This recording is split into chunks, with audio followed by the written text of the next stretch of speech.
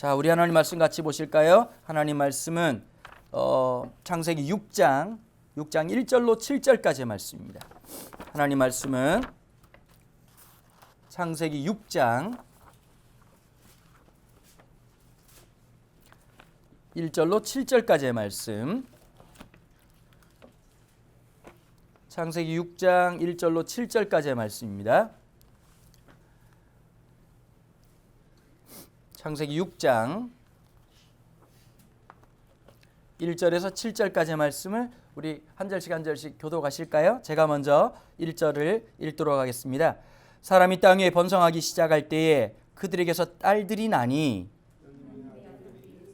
사람의 딸들의 아름다움을 보고 자기들이 좋아하는 모든 여자를 아내로 삼는지라. 여호와께서 이르시되 나의 영이 영원히 사람과 함께 하지 아니하리니 이는 그들이 육신이 됨이라. 그러나 그들의 날은 120년이 되리라 하시니라. 당시의 땅에는 네피림이 있었고 그 위에도 하나님의 아들들이 사람들의 딸들에게로 들어와 자식을 낳았으니 그들은 용사라 고대의 명성이 있는 사람들이 었더라. 여호와께서 사람의 죄악이 세상에 가득함과 그의 마음으로 생각하는 모든 계획이 항상 악할 뿐임을 보시고 땅 위에 사람 지으셨음을 한탄하사 마음에 근심하시고 이르시되 내가 창조한 사람을 내가 지면에서 쓸어버리되 사람으로부터 가축과 기는 것과 공중의 새까지 그리하리니 이는 내가 그것들을 지었음을 한탄함이라 하시. 함께 읽겠습니다. 8절입니다. 그러나 노아는 여호와께 은혜를 입었더라. 아멘. 6장 8절까지인데 제가 잘못 말씀드렸습니다. 여러분 세상에 참 아름다운 게 많죠. 뭐 빛나는 것도 되게 많고요. 근데 그게 아름다우려고 하면 중요한 게 하나 있더라고요. 얼마나 관리하느냐가 참 중요한 것 같습니다. 그 예전에도 제가 한번 말씀드린 것 같은데요. 교회가 참 좋은 교회다라고 하는 말은 어떤 의미일까요? 몇몇 사람들이 참 무섭도록 헌신한다는 뜻이거든요. 그러니까 이게 우리가 참 좋은 교회야라고 하는 말은 또 다른 말로 한다면 누군가의 헌신과 누군가의 희생으로 그 교회가 만들어져 간다는 것입니다. 하나님 우리를 창조하셨을 때 가장 많이 나오는 말씀이 있죠. 보시기에 좋았더라. 그 아름다움을 보시고 하나님의 뜻하신 대로 하나님의 계획하신 대로 우리가 살아가야 되는데 좀 지나다 보면요 그 아름다움을 잃어버리는 거예요. 여러분 집이야 리모델링하면 됩니다. 세월 오래되면 도배도 해야 되고 페인트 칠도 해야 되는 게 사실 아니겠습니까? 근데 그게 안 되는 게 있습니다. 사람의 본질입니다. 사람이 한번 마음을 놓쳐버리면요 회복되는 게 진짜 힘들더라고요 보면. 근데 본인은 모르거든요. 그 마음이 비뚤어졌다는 것을 좀 잘못되고 있다는 걸 순간순간 이제 모르고 잊어버릴 때가 참 많죠. 그래서 저는 그렇게 생각해요. 언연중에 나온 말 한마디가요 그 사람을 뜻합니다. 그 사람 주변에 있는 사람이 또 한 번 어떤 면에서 보면 그 사람을 나타낼 때가 있습니다. 누구랑 치냐냐 이거 굉장히 중요한 문제거든요. 어떤 사람들하고 주고받냐. 왜냐? 인간은 영향을 주고받습니다. 어떤 사람들의 말을 듣고 어떤 사람들의 행동을 보면서 그 사람을 결정지을 때가 참 많아서요. 분별력이라고 하는 게 가장 지혜의 중요한 요소인 것 같습니다. 얼마나 똑똑하냐 안 똑똑하냐 이 용량은 하나님 우리 창조하실 때 이미 결정하시는 것 같고요. 근데 그 용량을 더 아름답게 발할 때가 있어요. 이제 이렇게 제가 컴퓨터나 이 기계 쪽은 좀 꽝이지 않습니까? 근데 이래요. 아무리 좋은 걸 사고 아무리 비싼 걸 사도 잘못 활용하면 휴대폰보다 못 쓸 때가 있고요. 근데 보면 그런 분들 계시잖아요. 휴대폰으로 영화를 찍는 분들이 계시더라고요. 도대체 이걸로 이 영화를 진짜 휴대폰 어른 땡땡폰 이런 거 있잖아요. 반대말 그런 폰 써서 이거 찍은 거 진짜 맞습니까? 그러는데 찍는 분들이 있더라고요 보니까. 예전에 이제 3본에 있을 때요. 이제 한 형제가 영화를 전공한 친구가 하나 있었어요. 근데 영화를 찍어가지고 이제 무슨 영화제에서 대상을 받았었거든요. 그래서 제가 야, 너 장비가 어떤 거냐? 그랬더니 가정용 홈 비디오 찍는 카메라로 찍었던 겁니다. 그 얘기를 하더라고요. 그 친구가 무슨 말을 하냐니까 목사님 기계도 진짜 중요하다는 거예요. 살려면 아주 비싼 걸 사야 되는데 그렇지 못할 상황에는 앵글이라고 하는 게 굉장히 중요하다는 거예요. 그러니까 똑같은 앵글에 똑같이 하면 별로 차이가 안 나지만 앵글이 근데 그 친구가 보니까요. 이 초입 부분에 어떻게 했냐니까 도로를 이렇게 낮게 깔고 가는 장면이 쫙 나오더라고요. 이거 찍는데 진짜 고생했다는 거예요. 거의 우리 교회 수준이에요. 어떤 수준이냐면 장비가 없어가지고 한 명 보고 손으로 잡고 있으라 그랬다는 거예요. 그래가 너무 무서워가지고 근데 얘기를 했대요. 갈 수만 있다면 지면에 가깝게 해라. 여러분 이거 얼마나 위험천만한 일입니까? 근데 그 얘기가 근데 이제 뭐 제가 이거 듣고 또 혹시 뭐 이 설교 들으신 분 중에 아이고 뭐 위험한 얘기를 한다 이러는데 제가 그걸 말하려고 하는 게 아니라요. 앵글의 차이가 굉장히 중요하다는 거예요. 그럼 사람이 태어날 때 지식도 좀 연약하고 여러 가지가 부족한 사람이 있는데 무엇을 바라보느냐에 따라서 인생은 전혀 달라질 수 있습니다. 아주 메모리가 작은 것이랄지라도 기가 막힌 걸 담아내는 사람이 있고요. 그냥 하드웨어는 짱짱한데 진짜 별 볼 일 없이 쓰는 데가 진짜 많거든요. 가끔씩 교회 가보면 그런 경우가 많습니다. 장비를 몇 억짜리를 달아놔 놓고 왜 저런 데 쓰나 싶은 교회들이 진짜 많거든요. 그 특징이 있더라고요. 보니까 생각이 있고 좀 괜찮은 교회는 재정이 힘들고요. 넘치는 교회는 내용이 없어요. 물론 뭐 그게 상반적인 것도 있겠지만 참 우리의 안타까운 모습들을 많이 보지 않습니까? 성도로 살아가면서 저도 마찬가지고 여러분들도 마찬가지고 무릇 지킬 만한 것 중에 진짜 지켜야 될 게 있다면 성이 아닙니다. 부동산 아닙니다. 진짜 지켜야 되는 게 있다면 마음입니다. 이게 쉽지 않습니다. 마음을 지킨다는 건 이건 진짜 너무너무 힘든 일이거든요. 그러니까 처음에 시작할 때는 갈라디아 3장에 있는 것처럼 성령으로 시작했다가 육신으로 마치는 경우가 진짜 많았거든요. 자, 오늘 창조의 역사에서 보면 요즘 세상을 보면 이런 마음이 야, 사람이 진짜 무섭다. 사람이 왜 이렇게 변질돼 갈까? 그런데 그 짧은 이 인간의 역사, 기나긴 역사를 함축적으로 창세기 1장, 2장에서 그 아름다웠던 사람들이요. 6장에 보니까 하나님이 지으셨던 것을 한탄했다는 거예요. 가슴을 찌셨다는 거예요. 인간의 부패 속도가 너무너무 빨라졌다는 걸 이게 드러내고 있습니다. 그러면서 6장 1절에 이렇게 말하고 있죠. 사람이 땅에 번성하기 시작할 때에 그들에게서 딸들이 나니 2절을 같이 한번 읽어보실까요? 하나님의 아들들이 사람의 딸들의 아름다움을 보고 자기들이 좋아하는 모든 여자를 아내로 삼는지라. 인간의 부패를 얘기할 때 6장은 이렇게 해석하고 있습니다. 가정의 파괴였다. 근데 이제 이게 이제 그 신학적으로 많은 설왕설래가 있는 거예요. 이 첫 번째가 어떤 거냐? 신학을 공부하는 분들은 많은 분들이 이런 거예요. 아주 조직적인 분들이 계시고요. 꼼꼼한 분들이 계시는데 별로 안 중요한 거예요. 목숨 거는 분들이 되게 많으시거든요. 근데 제가 책을 쭉 찾아보니까 이제 보통 그 하나님의 아들이라고 하는 표현이 학파로 보니까 한 3개 정도로 나누어지더라고요. 첫 번째가 뭘 말하느냐? 하나님의 아들들을 천사로 해석한 부분들이 굉장히 많아요. 그러니까 이제 그 이 초대교회나 그때 있던 분들은 천사로 해석을 해가지고 그 사람의 아름다움을 보고 결혼했다 뭐 이런 학설을 많이 얘기하시는데 제가 볼 때는 그 당시에 제가 보니까 충분히 수면을 못 취해가지고 이런 얘기를 하신 것 같습니다.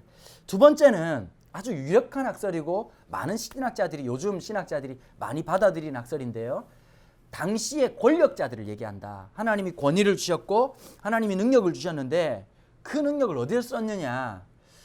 참 오늘날 우리 모습하고 똑같은 거예요. 지난주에 제가 우리 말씀 나누면서 그랬잖아요. 모든 게 우리 게 아니라고. 잡으려고 한다고 잡을 수가 없거든요. 젊음도 내 게 아니에요. 여러분 재정도 하나님이 잠시 위탁하신 거예요. 그걸 잘 써야 되고 선용을 해야 되는데 기회를 놓칠 때가 있고 지나고 난 다음에 그때 그럴 걸 라고 생각하잖아요. 그 제가 지난주 설교하고 난 다음에 얼마나 후회가 된지 아십니까? 딴 게 후회가 된 게 아니라 결론을 밑에 써놨는데 이 마이크에 가려가지고 이 성경책에 가려가지고 그 마지막을 얘기를 못해가지고 두고 후회가 되는데 혹시 이 설교 들으시는 분들 지난주 설교에 굉장히 중요한 부분이 있는데 이겁니다. 하나님의 다스림을 받은 사람만이 믿음으로 다스릴 수 있다는 거예요. 하나님의 다스림이 없는 사람은 우리의 삶을 믿음으로 다스릴 수가 없어요. 그러니까 오늘 내가 무릎 꿇을 수 있는 그 말씀이 오늘 내 삶에 있어야 되는 거예요. 오늘도 겸손하게 살아갈 수 있는 말씀. 그러니까 우리가 무언가를 붙잡고 살아간다고 얘기하잖아요. 20대를 붙잡고 살아가야 될 말씀이 있어야 되는 거예요. 근데 이때에 내가 붙잡을 말씀이 없으면 지나고 난 다음에 두고 후회할 때가 있거든요. 여러분 그렇지 않던가요? 30대 그 말씀만 내가 붙잡았더라면 그렇게 살지 않았을 텐데, 40대에 그 말씀을 붙잡았더라면 내가 좀 그렇게 허송하지 않았을 텐데, 시간이 얼마나 빨리 지나가는지 여러분 지금도 안 늦었습니다. 오늘 붙잡아야 될 그 말씀이 있으면 됩니다. 그 말씀이 나를 다스리면 주님과 함께 믿음으로 다스리기 시작하는 거거든요. 다스린다라고 하는 건 내 마음대로 한다는 뜻이 아닙니다. 그분의 다스림이 있어야, 그분의 다스림이 충만할 때 믿음으로 다스리기 시작하면서 어떻게 되느냐, 순기능들이 막 역동되기 시작하는 겁니다. 아름다운 열매들이 막 맺혀지기 시작하는 거죠. 내 성질대로 아니고 주님의 말씀대로 다스림을 받는 자만이 다스릴 수 있다. 그런데 그걸 놓쳐버린 겁니다. 하나님이 능력을 주셨습니다. 하나님이 은사를 주셨습니다. 하나님이 좋은 걸 주셨는데 그걸 선용하지 못하는 사람들이 얼마나 많습니까? 참 안타까운 분들이 그런 거예요. 머리 똑똑한 사람들이 큰 사고를 칩니다. 보통은 보면 사기를 쳐도 머리 용량이 딸리는 사람은 사기를 못 쳐요. 어떤 사람들이 사기를 치느냐, 그게 기가 막히게 메커니즘이 보이는 사람들이 사기를 친단 말이에요. 여러분 사기 친다는 말은 딴 말이 아니에요. 머리가 똑똑하다는 뜻이에요. 선용하지 못하고 잘못 사용한 거예요. 하나님이 권세자로 세워주셨어요. 세상을 다스릴 수 있는 지혜도 주시고요, 뭐 요즘식으로 말하면 아주 크리에이티브하게 창의력도 주셨어요. 여러분 아담에게 주신 가장 큰 지혜가 뭘까요? 사람 이름 짓는 거, 이거 쉽지 않습니다. 동물들이 올 때마다 딱 보자마자 직관적으로 이 동물을 보면서 이름을 하나씩 딱딱 만들어내는 거, 그 참 쉽지 않은 노릇이잖아요. 여러분 노래가 그렇게 많은데 작곡자들 보면 참 대단한 것 같아요. 작사자들 보면 너무 대단한 거. 예능을 보실 때요, 그냥 프레임만 보지 마시고 작가들 밑에 써있는 글들 있잖아요. 보면 제가 한 번씩 깜짝 놀랄 때가 있어요. 화면도 너무 재밌지만 작가들의 기발한 이 카피 하나가 빵빵 터지게 할 때가 있잖아요. 그죠? 광고 같은 데 보면 한마디가 남는 경우가 있잖아요. 국물 맛이 끝내줘요. 그 한마디에 그게 그렇게 많이 팔렸답니다. 마지막 한 모금까지 감미로워요. 거기다가 이제 김연아 같은 분들이 이렇게 드시고 있으니까 얼마나 많이 팔립니까? 문구 하나하나가. 근데 그거 하나 하려고요, 몇 날 며칠을 끙끙 앓을 때가 있고, 뭐 윤종신 같은 경우는 이제 지어 짜내도 이제 더 이상 가사가 안 나오더라는 거예요. 슬픈 노래 발라드를 만들려고 하는데 없던 소설을 아무리 읽어도 안 되니까 방송 다 내려놓고 지금 외국 가서 외로움의 끝자락을 경험하겠다 이러고 떠나는 사람들이 있는 거예요. 그 한 줄 만든다는 게, 창의력이라는 게 그렇게 쉽지 않습니다. 새로운 것, 신선한 것, 그게 정말 어려운 일인데요, 하나님이 아담에게 그 놀라운 재능을 주셨다는 거예요. 딱 보면 이름이 나와요. 딱 보면 기가 막힌 내용이 나오는 거예요. 아니 학교 다닐 때도 그런 사람들 되게 많으셨잖아요. 놀랍게 시험에 나올 것만 딱딱 아는 애들이 있어. 저는 어떻게 했느냐, 그 능력은 없었어요. 제가 그런 친구를 알아보는 능력이 있었어요. 그런데 늘 시험치기 하루 전부터 가서 얘기하는 거예요. 국어를 하는 거예요. 굉장히 불쌍해 보이면서 좀 도와줬으면 좋겠다. 야, 그럼 이제 그 친구들이 시험에 나올 만한 걸 막 나눠주는 거예요. 시간은 없지요. 초치기를 하면서 막 그걸 외우는 거예요. 그 다음에 중요한 게 있더라고요. 시험치기 1시간 전에 또 그 선지자를 만나야 돼. 만나가지고 네가 볼 때는 이번에 교수님이 어떤 시험 문제를 낼 것 같냐. 그럼 그분이 예언을 하시기 시작하는 거예요. 그러면 90% 이상이 거기서 나오는 거예요. 부럽더라고요. 보니까 딱 보면 어디에 시험 문제가 나오는 걸 딱 아는 사람들, 수학 잘하는 사람들 얼마나 부러워요. 수학 문제를 보면 그냥 탁탁탁 푸는 데다가 표정까지 환하면서 이 문제는 또 이런 방법을 새로 찾아냈다, 이런 애들 만나면 화도 나기도 하지만 참 부럽기도 하잖아요. 노래 잘 부르는 사람들 봐도 하나님이 그런 능력을 잔뜩 주신 거예요. 그런데 이 하나님의 아들들이 어떻게 했느냐, 그 능력을 가지고 내 성적인 욕망, 내 인간적인 욕망을 채우려고 사람의 딸들을 아내들로 막 데려와가지고 결혼을 하면서 어떻게 되냐, 하나님이 원하셨던 그 아름다운 가정이 파괴되었기 때문에 이 창조의 역사가 무너졌다. 창세기 6장은 타락의 근본적인 원인을 가정의 문제로 두고 있다는 거예요. 참 여러분, 가정이라고 하는 게 하나님이 만드신 천국이기도 하는데 가끔씩 우리가 지옥을 많이 보낼 때가 있지 않습니까? 보면 여러분, 가정에서 우리는 영화 제목을 상대방을 통해서 발견할 때가 있습니다. 악마를 보았다. 뭐 이럴 때도 있고요. 그 다음에 또 이런 게 적과의 동침. 영화 제목이 하나씩 툭툭 튀어나올 때도 있습니다. 그럼 사람 표정이라는 걸요, 내가 못 봅니다. 그러니까 이제 예능 같은데 나 혼자 산다나 이런 예능을 보면 자기가 한 건데 자기가 너무 재밌게 보는 거예요. 왠지 아세요? 자기가 한 행동, 자기가 한 표정을 자기가 본 적이 없기 때문에 그렇게 보면서 아, 내가 저래요? 내가 저런 표정이에요? 그 동상이몽 이런 예능을 보면서요, 부부들이 교정이 많이 된답니다. 아, 내가 이랬구나. 그러면서 깜짝 놀라는 거예요. 왜냐? 상대방 얼굴만 보고 있으니까요. 상대방이 잘못됐다고요. 근데 자기 인식이거든요. 자기를 볼 줄 알아야 되는데 상대방만 늘 보니까 문제의 원인이 다 상대방한테 있다고 생각을 하는 겁니다. 영성의 핵심은요, 말씀을 통해서 나를 직면하는 겁니다. 내가 죄인이라는 사실을 직면하는 거고, 내가 참 부족한 인간이구나 라고 하는 걸 직면하는 겁니다. 그런데 여러분, 말씀으로 하나님 직면하게 하실 때가 있고요. 두 번째로 또 어떻게 직면하게 하실까요? 배우자를 통해서, 자녀를 통해서, 관계라고 하는 속성을 통해서 우리 직면하게 하십니다. 근데 교회라고 하는 곳이 늘 좋기만 하고 행복한 게 아니라 때론 아프거든요. 마치 주사 맞는 것처럼, 수술할 때 통증이 있는 것처럼 관계라고 하는 이 메커니즘을 통해서 우리를 직면하게 할 때 있어요. 그때 그 직면에 우리가 아프지만 힘들지만 자기를 인정하고 말씀 앞에 나오면 어떤 게 있을까요? 성숙이 있어요. 단순히 나만 좋아지는 게 아니라 관계의 열매가 맺혀지기 시작하는 거예요. 가정이 아름다워지기 시작하는 거예요. 그리고 공동체가 건강해지기 시작하는 거예요. 여러분, 저는 그런 마음이 들더라고요. 참 성도들과 이 관계를 통해서 내가 변하면 된다라고 하는 생각이 들더라고요. 내가 생각을 건전하게 하고 하나님 앞에 또 한 번 나를 치고, 그러니까 참 제 안에 이중성이라고 하는 걸 끊임없이 만납니다. 마리아 기가 막히게 하더라고요. 주님, 빈들에서라도 하겠습니다. 텐트 치고 오라고도 하겠습니다. 그런데 여러분, 자꾸 마음속에 어떠냐면 좋은 걸 너무 많이 본 거예요. 요즘 내가 이렇게 예배당 인테리어에 관심이 있었나. 그리고 제가 지난주에 한 교회 집회를 했거든요. 저녁 집회를 하면서. 그 목사님 자꾸 그러시더라고요. 목사님 개척교회입니다. 그러는데 내 입장에서는 초대형 교회인 거예요. 의자도 있지요. 예배당도 있지요. 강대상도 있지요. 그 내가 웃으면서 그랬어요. 우리 교회는 지난주에 보면대가 들어왔다고 얘기를 하면서 그분이 하도 너무 개척교회라고 얘기를 하길래 제가 그랬어요. 얘 설교하다가 이제 사실은 이제 좀 그 조크처럼 얘기한 거지. 목사님 이 강대상 얼마냐고 그랬더니 순간 굉장히 당황을 하시더라고요. 여러분, 사람의 마음이요, 말은 낮아지고 싶지만 그 낮아짐이라고 하는 걸 참 어렵고 힘들더라고요. 싸워내는 거예요. 계속 본질적인 질문을 해야 되는 거예요. 너 뭐 하려고 하니? 종교 장사하려고 하는 거니? 아니면 내 교회 하려고 하는 거니? 여러분, 우리 인테리어 보고 오는 교인들 아니었으면 하는 마음이 드는 거예요. 거기가 하나님 백성의 공동체니까 아둘람 굴에서도 하나님의 백성들이 일어나고 다윗처럼 일어났던 것처럼, 여러분 지하에 있으면서 카타콤에서도 하나님을 예배했던 것처럼 그런 공동체가 살아갈 때 나타난 특징이 하나 있습니다. 세상이 두려워 떱니다. 여러분, 교회라고 하는 공동체가요, 사람 숫자로 영향력을 발휘하는 게 아닙니다.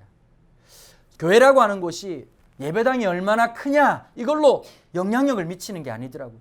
지하 카타콤에 있으면서 로마를 두려워 떨게 한 겁니다. 결국 로마를 뒤집어 놨던 것은 조직력이 아니었습니다. 그분들이 하나님이 주신 그 은혜를 살아갈 때 미약하고 연약하고 사회적 신분으로 보면 노예였고 사회적 신분으로 보면 도망자였던 그분들이었지만 하나님의 말씀을 그 심령에 심어냈더니 옥토가 딴 데 있는 게 아니었지 않습니까?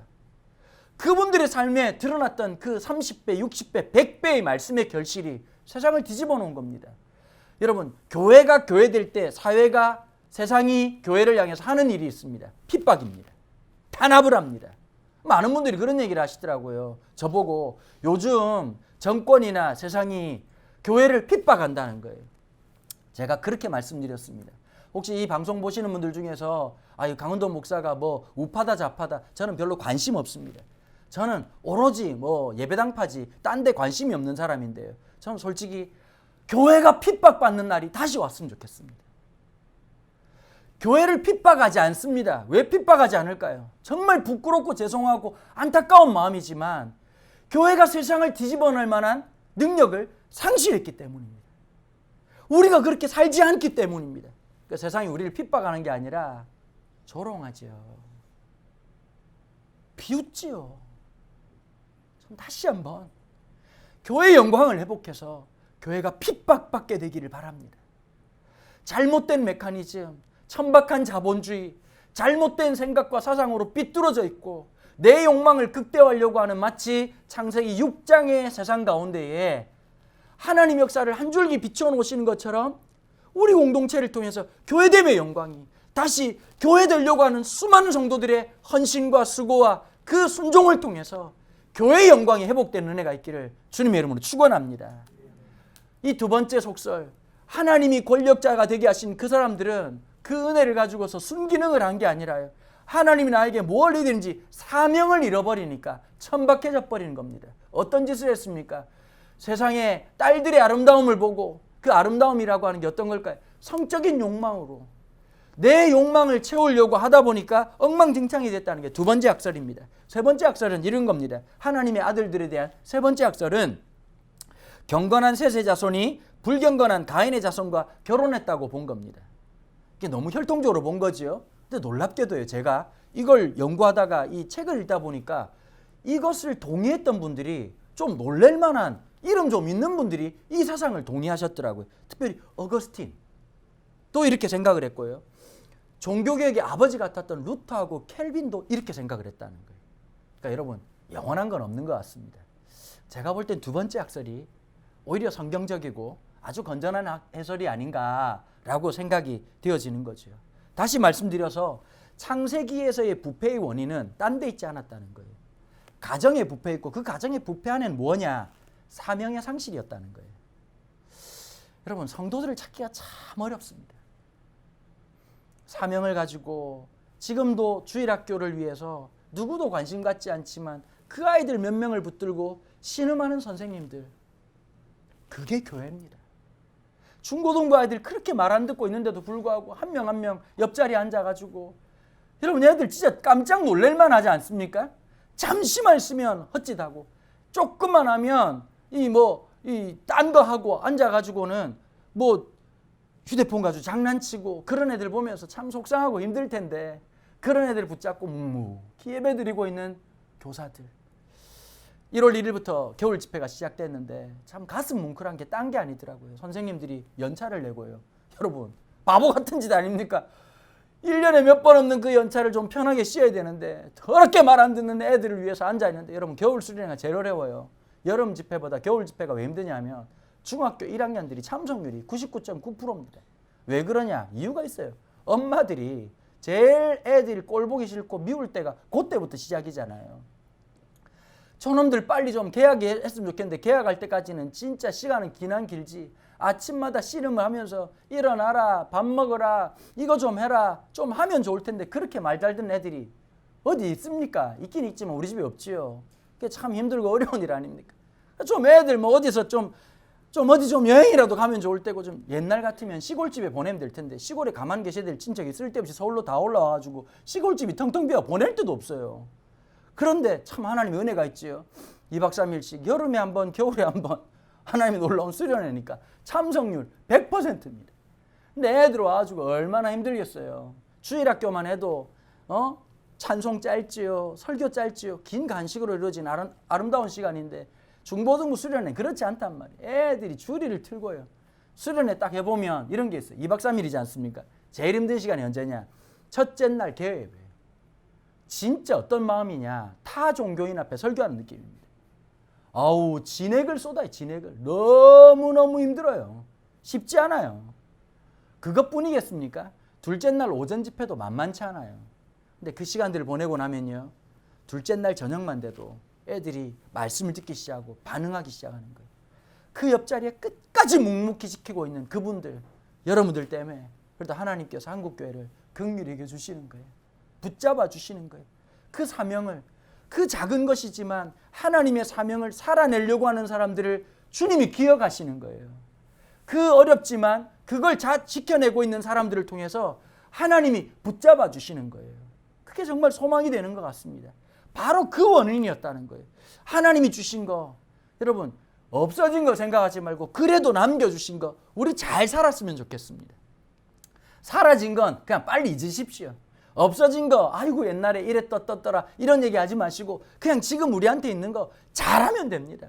하나님의 영광을 위해 살아가면 될 텐데, 여러분 그러면서 하나님께서 너무너무 마음이 힘드셨는지 뭐라고 말을 하시느냐. 5절에 이렇게 얘기하십니다. 여호와께서 사람의 죄악이 세상에 가득함과 그의 마음으로 생각하는 모든 계획이 항상 악할 뿐임을 보시고. 이야, 하나님은 이미 창세기 6장부터 우리를 꿰뚫어 보셨어요.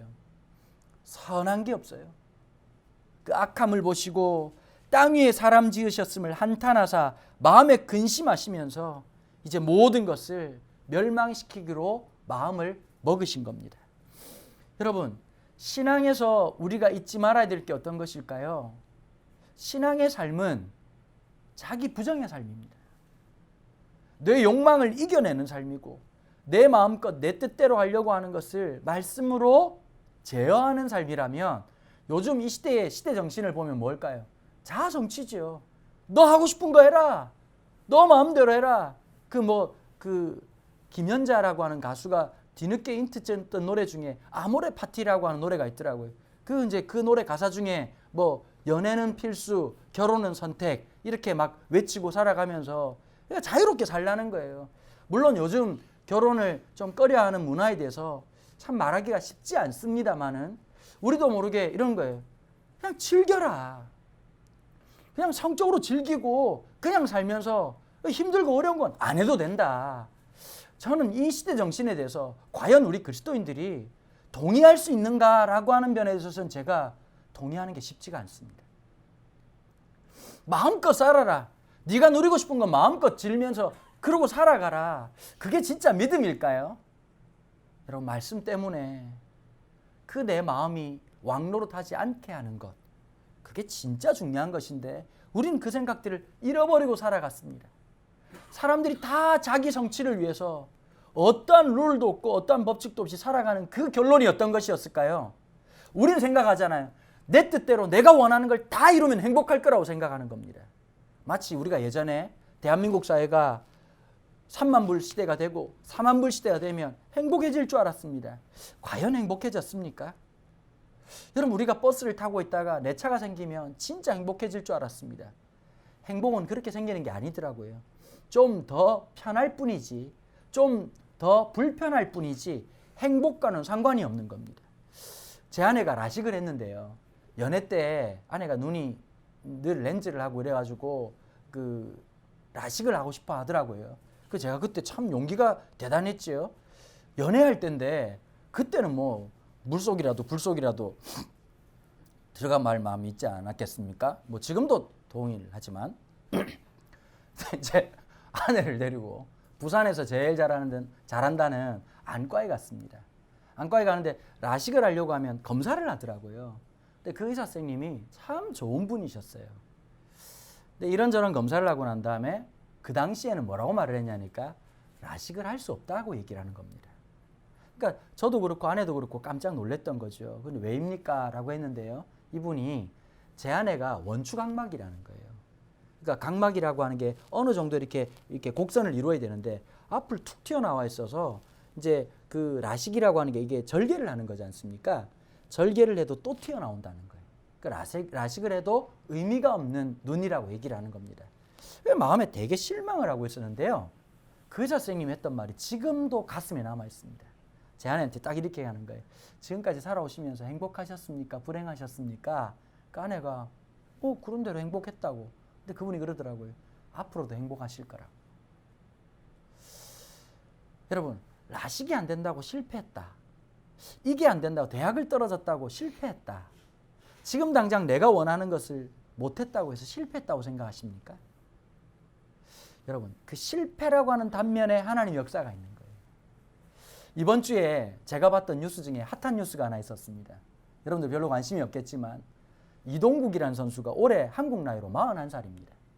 그런데 전북이랑 1년 재계약을 했습니다. 여러분, 축구선수 41세면요. 일상적 나이로 따지면 89세쯤 되는 겁니다. 89세 어르신이 축구하는 거하고 조기축구에 나오신 거하고 똑같거든요. 41살에 대한 이동국이 얼마나 거기다가 와, 이분이 보니까 파이팅도 넘쳐가지고 애를 5명이나 낳았어. 애 5명의 막내가 또 대박이.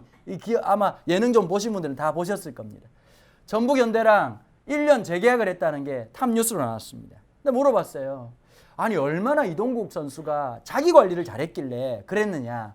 그랬더니 자기 인생에 제일 그렇게 자기 관리를 잘하도록 도와줬던 한 분이 계시는데 이상한 이름을 대더라고요. 히딩크 감독을 얘기했습니다. 근데 사실은 이동국 입장에서는요. 히딩크는 되게 짜증나고 힘든 사람이거든요. 2002년 월드컵 때요. 지금이야 여러분들 박지성이나 이런 선수들이 굉장히 유명해졌지만 그 당시에 선수를 뽑을 때 축구협회랑 히딩크랑 갈등이 있었습니다.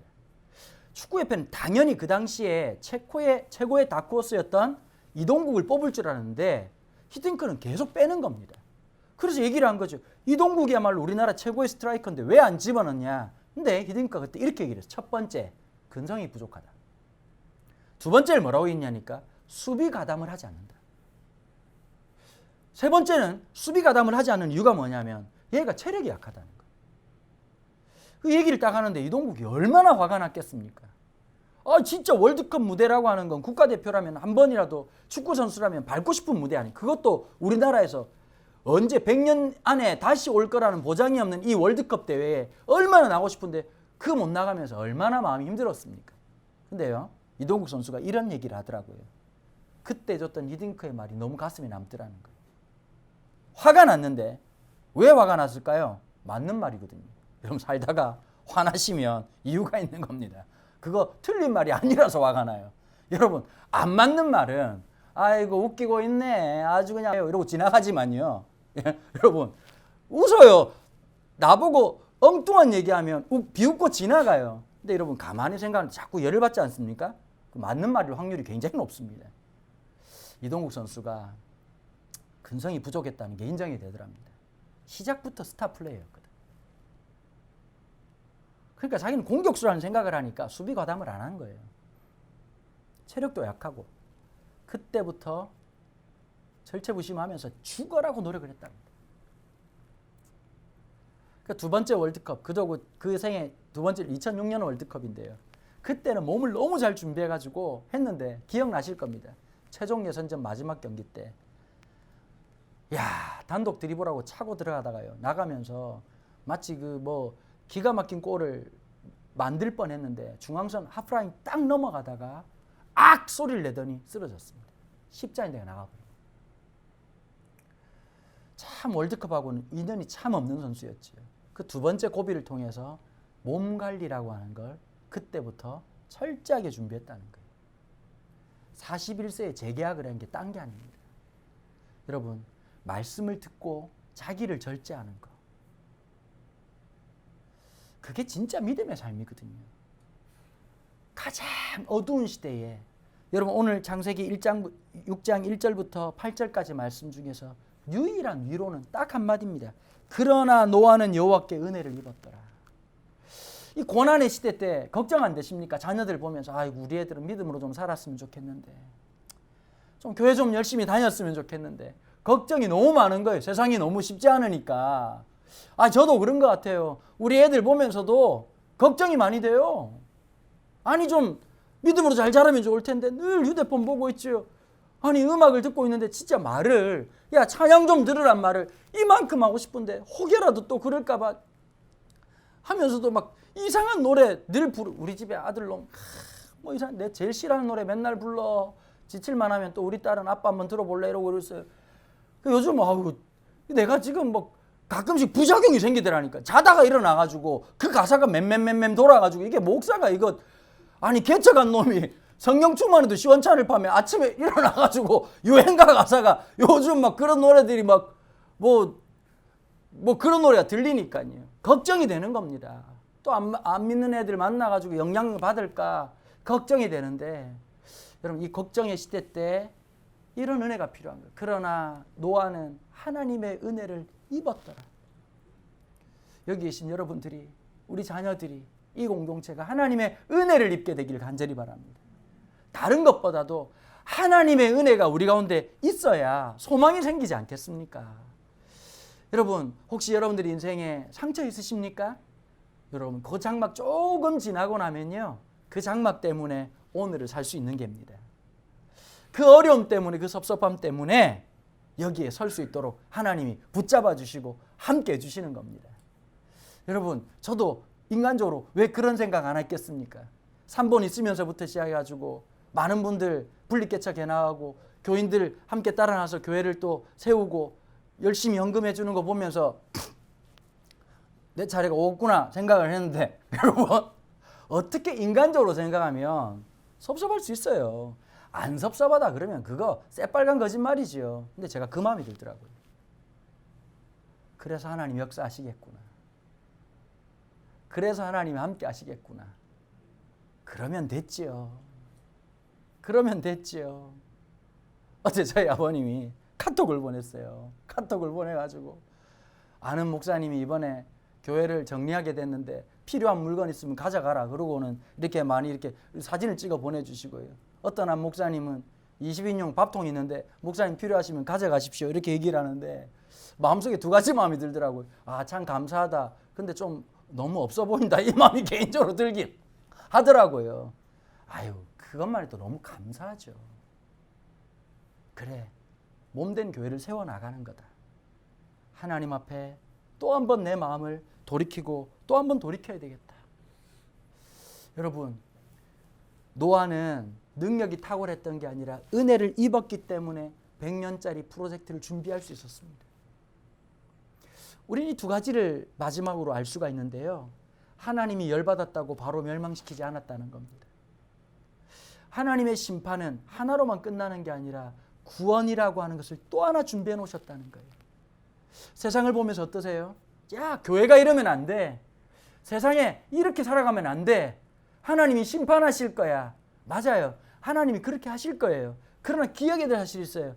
하나님은 심판만이 아니라 하나님의 two hands, 심판과 동시에 구원을 역사하고 있다는 거예요. 100년 동안 신실하게. 여러분, 이 노아의 방주가요, 지금 생각해도 쉽지 않은 것, 길이가 137m입니다. 길이가 137m. 여러분, 감이 안 오시죠? 지금 100m 달리게 하면 주님 3번 만날 수도 있어요. 그거보다 37m를 더 나가는 거예요. 거기다가 너비가 23m예요. 굉장히 넓습니다. 거기다가 높이가 14m입니다.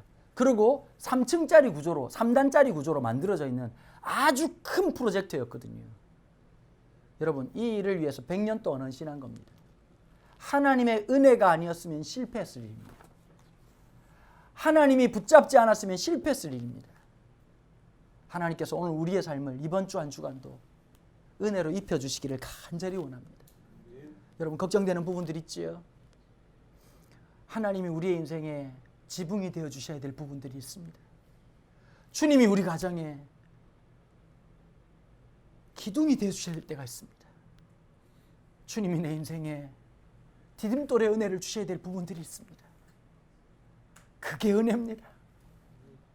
그게 하나님의 긍휼입니다.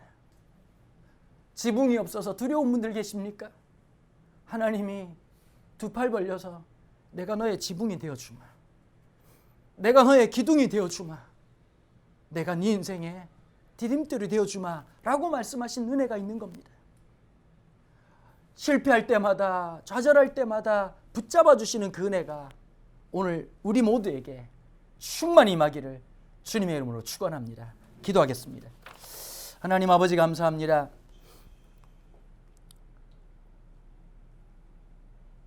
노아 시대 같은 시대를 우리가 살아가고 있습니다.